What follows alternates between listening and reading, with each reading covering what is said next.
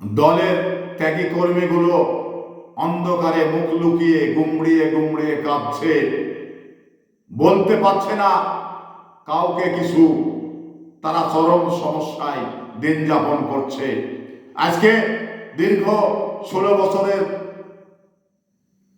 ত্যাগ সার্থক হয়েছে, সফল হয়েছে। দলের হয়তো সফল হয়েছে, কর্মীদের কি লাভ হয়েছে? ত্যাগী কর্মীরা অনেক দূরে চলে গেছে, তো তাদের ফেরানোর দায়িত্ব দলেরই ছিল, কিন্তু দল মনে করছে না। তো দল আবারও যখন ক্রাইসিস শুরু হবে, তখন কিন্তু নেতাদের এই ত্যাগীদের খোঁজ খবর নেবে। তো তখন হয়তো খোঁজ খবর নিয়ে ত্যাগীরা পাশে আসবে না, আমি মনে করি।